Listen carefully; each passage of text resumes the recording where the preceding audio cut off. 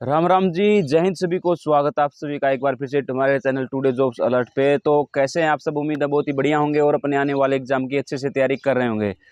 तो भाई, हरियाणा पुलिस का जो पीएमटी और पीएसटी का लिस्ट आया है, जब से काफ़ी हरियाणा का माहौल गर्म हो चुका है। आप सभी को भी पता होगा कि जिन कैंडिडेट्स का नंबर आ गया वो तो बहुत खुश हैं, और जिनका नहीं आया है भाई वो बहुत ही परेशान है, बहुत ही दुख है भाई। दुखी होना लाजमी भी उनका, क्योंकि देखिए इतने दिनों तक उन्होंने मेहनत किया, इतना अच्छा स्कोर किया, और स्कोर करने के बावजूद भी उनका जो है पीएमटी के लिस्ट में नाम नहीं आना, तो भाई ये बहुत ही उन लोगों के लिए एक सदमे से कम नहीं है।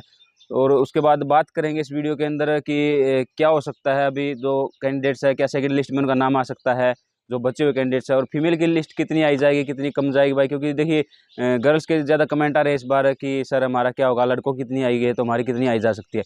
तो उस बारे में इस वीडियो के अंदर चर्चा करेंगे, और साथ ही साथ भाई कोर्ट केस वगैरह का क्या मैटर है, तो पूरी जानकारी इस वीडियो के अंदर डिस्कस करने वाले हैं। तो वीडियो को लास्ट तक जरूर देखिएगा, और भाई चैनल पर नए हैं तो चैनल को सब्सक्राइब जरूर कर लेना, ठीक है। तो सबसे पहले मैं बता देना चाहूँगा कि भाई जो ये लिस्ट बनी है, आप सभी को पता है, सबका माथा एक बार तो गर्म हो गया था, देखने के बाद घूम गया था कि ऐसा लिस्ट कैसे बना दिया हरियाणा सरकार ने, जो एचएसएससी ने कैसे बना दिया है लिस्ट। ये पुरानी पॉलिसी के तहत लिस्ट बनाया गया है, लेकिन जो नई पॉलिसी जो प्रोमिला केस था उसके तहत नहीं बनाया है, क्योंकि वो केस अभी सुप्रीम कोर्ट के अंदर पेंडिंग है, उसके ऊपर फाइनल जजमेंट नहीं आया है। जो अगर वहाँ से फैसला आपके हक में आ जाता है, आएगा, लेकिन वो देखना आ जाता है तो ये भी भर्ती देखना आपको डिले होती हुई नजर आएगी। ये फिजिकल की लिस्ट दोबारा आती हुई आपको नजर आएगी ठीक है। उससे पहले क्या है, एक जो इंटरव्यू मैंने भी सुना था कल, एक श्वेता डुल जी है उनका, मैंने सुना था, एक जो है यूट्यूब के ऊपर सुना था, उन्होंने भी बहुत अच्छी बात की थी कि भाई ये जो हरियाणा से बाहर के लोग हैं, मतलब यूपी बिहार राजस्थान के लोग हैं, वो लोग आके 52 नंबर पे यहाँ पे एग्जाम में बैठ रहे हैं, उसके बाद हरियाणा का बंदा जो 70 नंबर ला के भी नहीं बैठ पा रहा है, तो ये बहुत ही मतलब एक चिंता का विषय है भाई, ठीक है। क्योंकि देखिए पहले एचपीएस एचसीएस में होता था ये, लेकिन अभी हरियाणा पुलिस के अंदर भी छोटे लेवल के पदों पे भी होने लगा। क्योंकि देखिए उनकी बात एक बार आप जाके सुनना, आप लोग बहुत ही अच्छी लगेगी आपको उनकी बातें। और भाई जो है इसके ऊपर भर्ती के ऊपर भी केस होगा भाई, बिल्कुल होगा, क्योंकि कोई अभी हो भी गया होगा। क्योंकि देखिए क्यों बहुत सारे जो टीचर्स हैं जो यूट्यूब पे हैं, वो भी आपका साथ देने के लिए तैयार है भाई। और आप अकेले नहीं, ये मत सोचना कि आप इस लड़ाई को अकेले लड़ेंगे, ये सबको मिलकर लड़नी पड़ेगी लड़ाई भाई। और लड़कियां हैं, लड़के खासकर लड़कियां भी जाएं, क्योंकि देखिए कल को आपकी लिस्ट लगेगी, 10 दिन बाद लगेगी, 15 दिन बाद लगेगी। लड़कियां लड़कियां फिर बाद में आपको साथ कोई देने वाला नहीं मिलेगा। आप लोग सोचोगे कि अभी तो लड़कों की लिस्ट लगी है, आपकी लिस्ट इनसे भी आई जाने वाली है, 80+ जाने वाली आपकी लिस्ट थी। आप देख लीजिएगा अगर यही पॉलिसी लागू हुई, क्योंकि सेम पॉलिसी लागू हुई, एक भर्ती में दो पॉलिसी तो लागू हो नहीं सकती। तो आपकी लिस्ट देखना 80+ देखने को मिलेगी आपको। जनरल की थोड़ी कम जाएगी, वही है।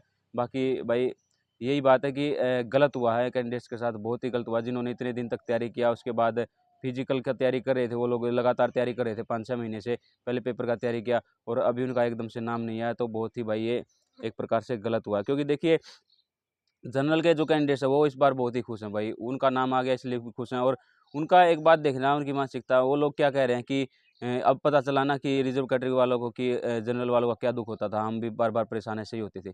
भाई जनरल कोई कैटेगरी नहीं है, कोई रिजर्वेशन नहीं है, ठीक है। वो एक सिर्फ जनरल ओपन कैटेगरी है, उसमें कोई रिजर्वेशन नहीं है कि आप आपका स्पेशल जनरल वालों के लिए कोई अलग से कोटा है, वो कोटा नहीं है, वो एक कैटेगरी है जैसे कि। और आरक्षित कैटेगरी तो आपको पता है, बीसीए बीसीबी एससी एसटी, ये अलग से हैं, ये है रिजर्व कैटेगरी, इनका कोटा है, इनका तो मिलेगा ही भाई, ठीक है।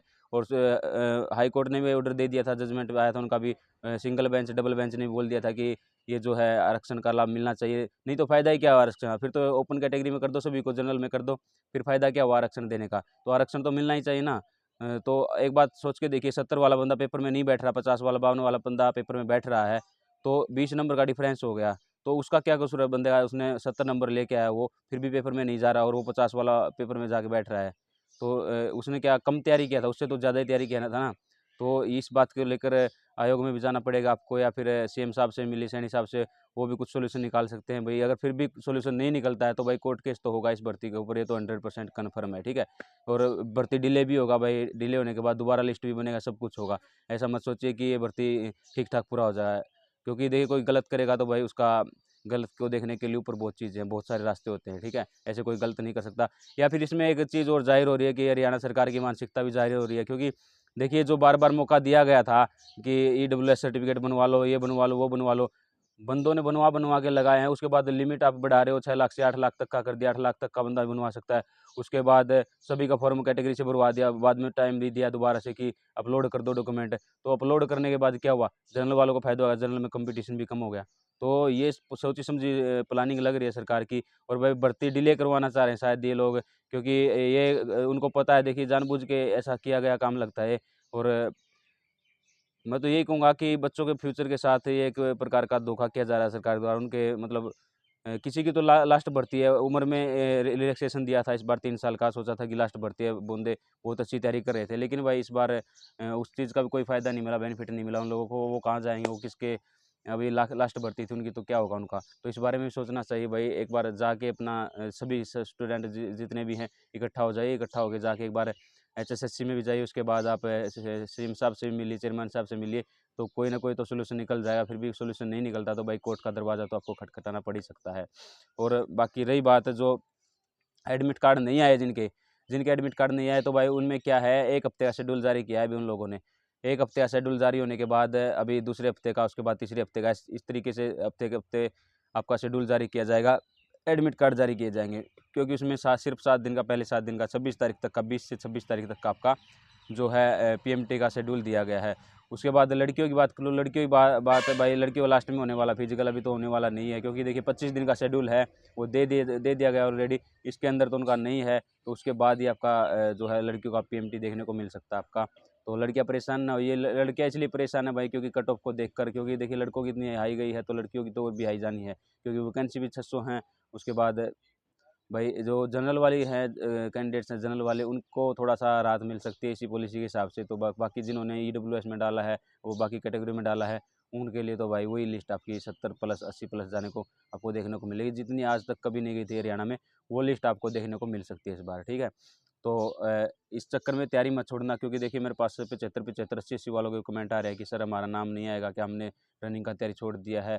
तो भाई रनिंग का तैयारी मत छोड़िए, देखिए क्योंकि लिस्ट है, आएगा, उसके बाद दूसरा भी आएगा, तीसरा भी आएगा, चौथा भी आएगा। क्योंकि देखना कैंडिडेट्स वो लोग भी इसमें शॉर्ट लिस्ट हो गए हैं जिनका हाइट नहीं है, जिनकी चेस्ट नहीं है, जिनका फिजिकल नहीं है, कुछ भी नहीं है, मतलब वो उन्होंने फॉर्म भर दिया, वो जाएँगे भी नहीं उधर में। देखना आप लोग कितने लोग एब्सेंट करेंगे, उसके बाद कितने लोग फेल हो जाएँगे। उसके बाद पिछली बार भी तो ऐसा ही हुआ था, कितनी लिस्ट आई थी, कम से कम 5-6 लिस्ट आई थी। तो इस बार भी लिस्ट आने वाली है, बार-बार लिस्ट आएँगी जब तक उनको कैंडिडेट्स नहीं मिलते।